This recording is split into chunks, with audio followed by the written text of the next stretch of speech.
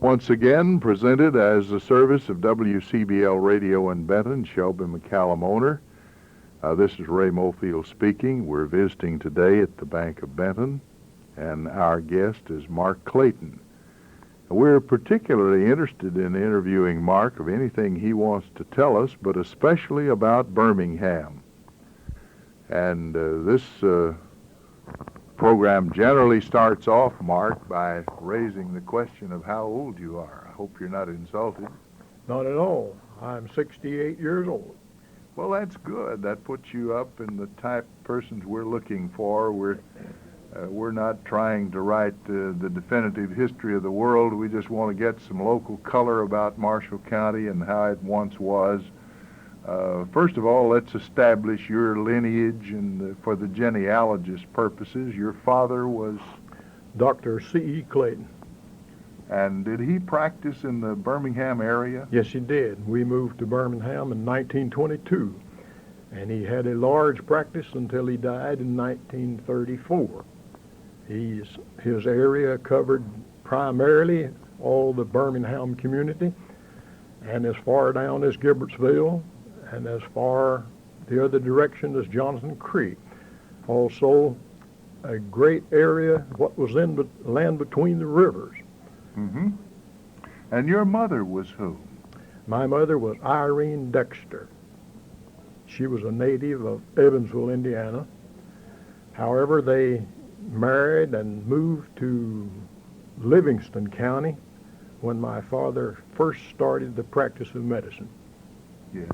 Do you remember far enough back to know the grandparents on either side? My dad was a native of North Carolina, and I never met his father and mother. We did live with my grandmother at one time on my mother's side. Do you recall her name? Her married name was Robinson, but her maiden name I don't recall. All right. Well, that gives us some place to begin. Now, were you born in Marshall County, or? No, I was born in Dexter, Callaway County. We moved to Birmingham when I was 7 years old, 1922. And I lived in Birmingham until after I graduated from high school and worked at the Bank of Birmingham. And you got your start. And Birmingham was quite a large place for the standards of that day. It had a bank. Yes, it was. We had a bank, 3 churches, and 4 or 5 stores. The Bank of Birmingham, as I recall, was organized in 1900.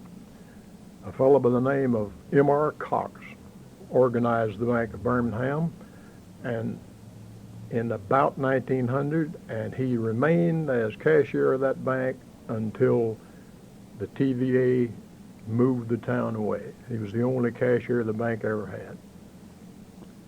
Where did you, I guess then, since you moved there when you were 7 years old, you went to school at Birmingham? Went to school at Birmingham, finished high school at Birmingham in 1933. Do you remember any of your grade school teachers? Sure I do. Lester Gohane, Luther Gohane, Bonnie Love, John Peters. Mm-hmm. You come right through with them. Who was involved in the high school in later years? In later years, during my high school years, Basil Smith was principal there. And as I recall, he stayed 3 years. And my senior year in high school, John Peters from Calvert City, or Little Cypress, was our principal. Do you look back and think you got a fairly good education at Birmingham? Why, sure. The basics were there. The basics were there. And, of course, then we had several high schools in the county. There was Sharp and Gibbertsville and Calvert City and Brewers and Aurora. And I think an overall picture, I think Birmingham had a good school system. Mm-hmm. In fact, many of the basics were taught better then than they are today. people were better spellers at least. Absolutely. They sure were. And we didn't have, of course, as fancy a high school. We couldn't offer physics and chemistry and didn't have a big band, I suppose, or a football team. That's right. But you did have basketball. Now, I remember that in the year of 32, you had a team in the state tournament that played and beat Male the first game, and Louisville Male, and that was hailed all around the state as quite an accomplishment. The star player, do you remember him? I sure do. I sure do.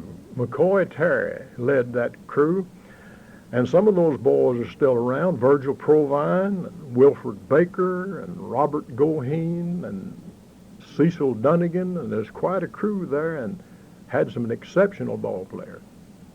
Yes, they had a great team. They did not, of course, win the state tournament. We wish we could say they did. But McCoy Terry's life in basketball certainly didn't end there. He went on to college and made a coach, and people in this county will remember him most for Brewers. Actually. Right. Because he took 3 teams from Brewers to the state tournament. And he was runner-up one year and was state champion in the year, was it 48, wasn't it? I believe that's right. And as I recall, the Brewers team were undefeated that year. They may have been the only team that ever went undefeated. It seems to me they were. I believe you're right. And, of course, we have Mayor Creason around town now to remind us of that team as well as the other Jim boys. Owens, yeah. Several of those boys around. Are still around, and so on. Barney Thweet, I think, is over at Hopkinsville now, and so forth. All right, so Birmingham was widely known. Now, when I was in high school at Hardin, Birmingham had a player that was one of the most feared people that I had ever seen in those days. People ask me about that era now, but strangely enough, they didn't just wipe out everybody. There were close games. There were 8 good basketball teams in the county, and they'd beat one another with some regularity. But the boy I'm speaking about was Joe Fulks. Now, the reason it doesn't show up in the record books a great deal, I guess, is that, as you say, TVA ran you out, and Birmingham and Gilbertsville high schools were both closed, and Birmingham's star Joe Fulks went to Catawba, and they went to the state tournament that year, his senior year, but all the record books list him as being from Catawba, but really he was a Birmingham boy, wasn't he? He was Birmingham, born and raised in Birmingham, and as I recall, he left Birmingham in probably his sophomore year in high school. I didn't remember exactly what year it was.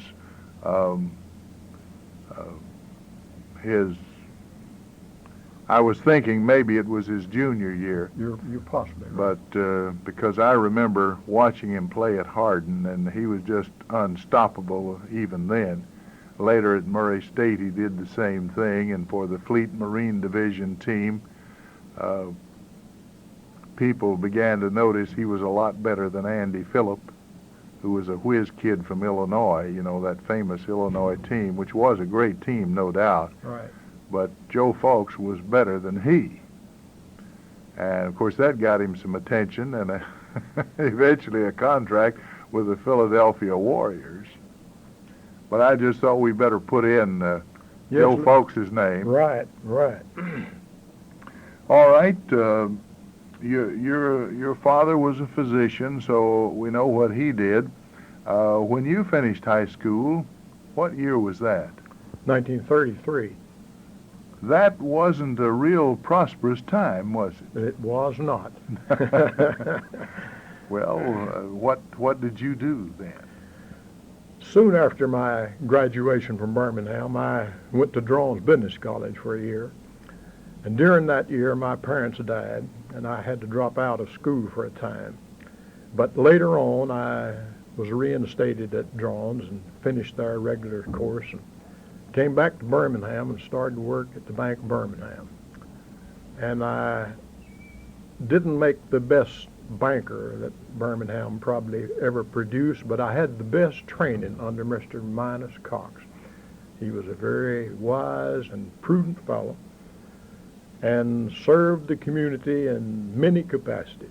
Back in those days when a bank was just almost a part-time job, Mr. Cox served as an insurance agent, as an advisor for the community, and established a real nice country bank. I remember this from our totals, and this will be interesting to you since the economy has made such a change in recent years. Our total footing at the Bank of Birmingham never reached $100,000. We were in that $90,000 bracket for several years, but we never could get to that $100,000 total. We did have a good bank at Birmingham, and as I say, there were banks then at Gibbertsville and Coward City and, of course, Benton. And Birmingham is no different, I guess, or was no different than the average country town. But the folks were so close that even now, when I see somebody with some of those names like the Loves and the Gohens and the Heaths and the Lockers, those family names are still in our community, and I'm glad to say they're all prominent citizens, and it's a real pleasure to talk to people that remembered old Birmingham. I've heard that it was sort of a culture center at one time, that the showboats made a practice of stopping there. Perhaps you've heard your father mention some of those things.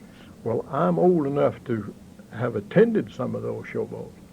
I remember the Cotton Blossom used to come, and the Majestic, and other floating theaters, and they put on quite a show. Mm-hmm. They had some real nice orchestras and bands, and they would come uptown and put on a show in the afternoon and hoop up the effort to get people down to the show. And we who had picked strawberries during the season and saved our money in order to go, and it was a great time. Yeah. It was a great time. At that time, the strawberry crop was one of the leading cash crops in Marshall County. And the Cotton Blossom knew just when to come. And to make it a little more interesting for Birmingham citizens, our fellow Luther Goheen, whom you knew, yes, spent several seasons on the Cotton Blossom. And as I recall, he played in the band. Maybe he beat the drum. But they really worked up a fever pitch on entertainment, and they did put on some good shows. Wonderful. Now, the bank, of course, had to leave when the dam was started. Was that about 38, 37? In that, maybe a little later than that, but I was gone from Marshall County at that time, and I don't remember the exact year. But tell us what took you away then. I went away to Louisville to work. I got a job with the Federal Reserve Bank up there in about 1938 or 39, and I stayed with the Federal Reserve Bank and the Reconstruction Finance Corporation until I went into service. All right, you did then go into service, so maybe you can tell us where you served. Where did you enter the service? I entered the service at Louisville. And you were trained where? I was trained in Camp Blanding, Florida. And we had Tennessee maneuvers. We walked all over Tennessee. And later on, we had some time up at Fort Devens, Massachusetts, before we left for overseas. I was in the service for 2.5 years. After I came back, What branch was that? That was the Army, the infantry. Infantry. Mm-hmm. Our group handled light mortars, and I was a gunner on a light mortar when I started in combat. However, after some casualties in our platoon, I took over the duties of the staff sergeant, and I didn't last very long. I never got promoted to that position. I carried the position as sergeant from the time I went overseas until I was discharged in Atlanta, Georgia. Where did you go overseas? We were at St. Lo primarily. When we first went over, we were in Scotland for a while and in England for a while. And we were in England on D-Day, and 10 days after D-Day, we crossed the Channel and went into combat. So that would have been about June the 16th. Right, right. And I understand you were injured. Is that correct? Yes, I was injured in combat after I had been in combat only 3 or 4 weeks. Mm-hmm. So that brought you home did you get out before the war's end with a medical discharge? Or? Yes, I came home in May of 1945, and my wife at that time was working for Judge Walter Prince in the law office, and I fully intended to go back to Louisville with the Federal Reserve Bank, but I was approached by some of my Marshall County friends to make a race for county court clerk. And I talked to my boss in Louisville about the situation, and he said, there's nothing for you to lose. You go ahead and make that race. If you're successful, fine. If you're defeated, you come on back up here and go to work. We can't beat that. So under that condition, I made a race. And the people of Marshall County were very, very nice to me. I had a good campaign, and the results were gratifying. Uh-huh. And you, how long did you serve? I served in the clerk's office. Mm-hmm. I served 8 years. So you made... So you were elected, and then you ran for re-election. Right. And made it again. Right. Was a very great experience for me because I have many friends in Marshall County, and the work was nice, and I really needed the job. I understand you did a wonderful job, and you are well remembered there. What did you do next? After my second term in the clerk's office, a vacancy occurred at the Bank of Benton, and rather than take a chance on making a third campaign, and at that time, as I recall, Marshall County had made a practice of re-electing clerks, but I believe I'm safe in saying that nobody in modern day time had made a third term office successfully. So I accepted a position with the Bank of Benton and stayed with them for some 20 years, and I'm still connected in some capacity. And when did you become a Rotarian? I became a Rotarian about 1948, as I recall. Prior to that, I was a Lion. Have you ever let that knowledge out before? Yes, they know that. Yeah. All right. As you know, I also am a Rotarian, and I've seen you there at the club. Now, have you served a number of terms as an officer with the club? Yes, I had one term as secretary back early in my day. Later on, I served a term as president, and currently I'm finishing about 6 years as secretary of the Benton Club. They don't want to lose you, do they? That job has more work, I suppose, than any of the others. Well, we haven't said anything about your immediate family. You were married about what time? I was married in 1941, and we have one daughter, Geraldine. Your wife was whom? My wife was Josephine Locker from Birmingham, and she was working, as I said, in Benton at the time that we were married. And she started to work in 1946 with me at the county clerk's office, and in fact, she's still there. Yes. Still working at the clerk's Still office. working. Well, by this time, she's become, I suppose, very nearly indispensable. All right, then, you mentioned children? One daughter and one granddaughter. So you do have a grandchild. Granddaughter, and she's in school over at Murray State University. Well, very good.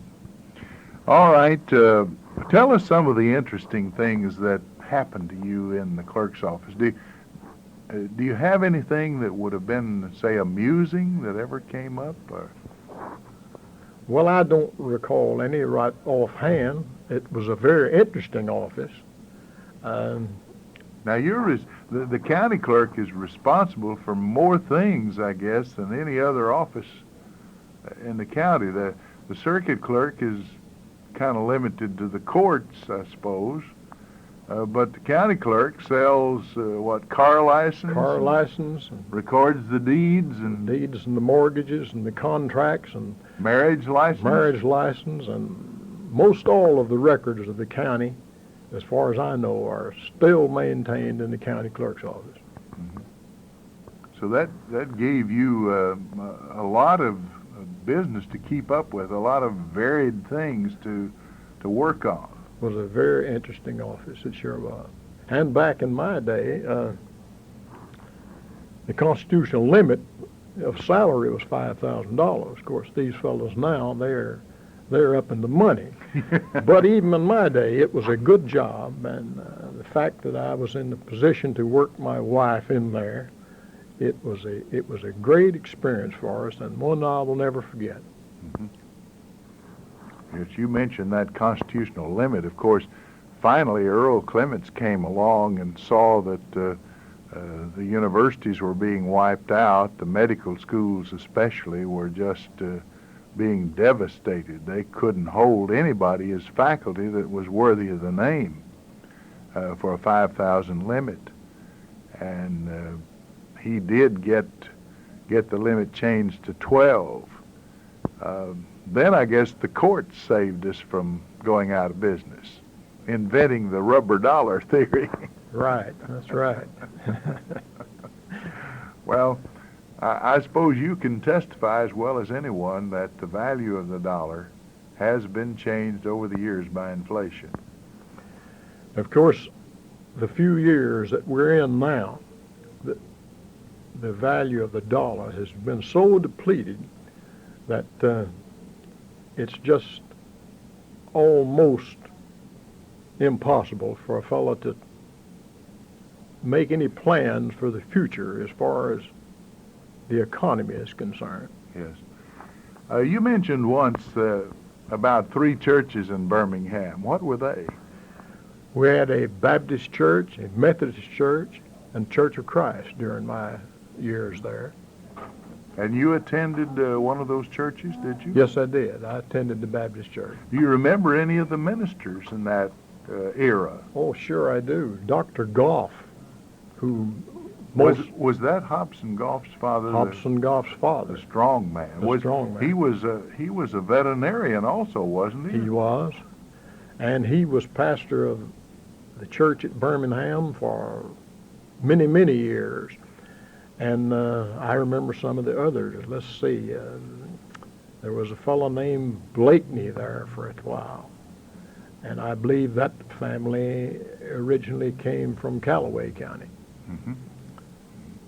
There were 3 strong churches, good-sized congregations. And in fact, back in those days, I think the population of Birmingham was nearly 500, which was quite a little village. Certainly. As a matter of fact, looking at some of the population figures, I noticed between Birmingham, I guess Birmingham was the largest of the towns. Hardin and Calvert and were other towns outside the county seat. Gilbertsville. And Benton, yeah, Gilbertsville. And Benton wasn't all that much larger than they were, was it? That's right. That's right. I think I checked the U.S. Bureau of the Census, and Benton had about 1,000 people in 1930. So back to the I don't remember the 20 census, but they were fewer than 1,000 at that time. Right, right. All right, anything else that you'd like to add about, now Birmingham wasn't on the railroad, but it had the river. How far were you from the railroad? From the river? Well, you were right on the river. We were weren't you? right on the river, right on the river. In fact, the river trade was quite active in those days, especially cross ties, things of that nature. The men would hew the ties and bring them to Birmingham and store them on the river bank there, and then occasionally the boats would come and take them away, and it was quite a occupation and a money deal for the folks. Was fishing important? Fishing was not too important. The money crop on the river was mussels. I know. Tell us about those. They were similar to oysters? Similar to oysters, and the individuals who would dig, we called them digging the mussels. They would take those brails and go out in the river and locate the bed where those mussels were building up, and these fellows would let those brails down and drag on the bottom of the river, and the mussels would attach themselves to the hooks, and when they raise them up, sometimes there was several hundred mussels brought in at one time, and it was a good money crop. A fellow could make made $3 or $4 a day. Buttons out of that. Make buttons out of that. I remember they shipped them to Muscatine, Iowa, and there was quite an extended group who came for those mussels. There was more than one towboat company would come and buy the shells. And I remember now an expression by some of the fellows in Birmingham when they would purchase something on a credit. And it was a common thing to hear fellows say, well, I'd like to buy this item and I'll pay you when the shell boat comes. Yeah. Did Birmingham have telephone service? Limited, and very limited. I recall George Locker had a hand in bringing the telephone line to Birmingham, and of course it served a useful purpose, but quite often it was out of operation. Yeah. There's nothing to the old tale that they rode a horse down to Birmingham to tell them that you'd won a state tournament game, is there? Well, I kind of doubt that, because we did have the telephone and we had radio, and I'm sure that we got the results of the outside world by radio. However, the telephone served its purpose, and I remember they would accuse my dad when he would get a call to come to some person's house to see a sick person, that when he would answer the telephone, they would say, as loud as he talked on the telephone, if he would just raise the window, they could heard it. Yeah. Well, we have to have some fun in life, Right, I guess. right. Yeah. And you weren't too far. Was there a railway station in Gilbertsville? Yes, that was our railroad connection. And we were about, as I recall, 10 miles from Gilbertsville. Mm-hmm. So between the river and the roads and the railway, you really weren't all that isolated. No, that's right. That's right. Well, this 30 minutes has gone fairly rapidly. Do you have anything special you'd like to get on, you'd like to say before we wrap it up? You've got another minute or so. Well, I would just like to say this, that in my opinion, there was no town like Birmingham. I'm sure everybody that was born and raised in a small town felt as close to the individuals as I have. But to me, there's no folks like Birmingham folks. And even today, when I meet somebody with a remote connection with Birmingham, feel just a little bit closer to them than I do somebody from another part of the county. Well, thank you. Thank you, Mark Clayton, for being our guest today. Thank you, Ray. Mark Clayton, who is still employed as an official of the Bank of Benton. He's sort of semi-retired, though, I guess, or maybe he's officially retired, but he still comes in and works some, and former county clerk and so on, as you've heard. This program has been presented for the State Archives at Frankfort, for the Murray State University Pogue Library of Oral History, and for the Marshall County Library Service, as well as WCBL in Benton. We return you now to our studios.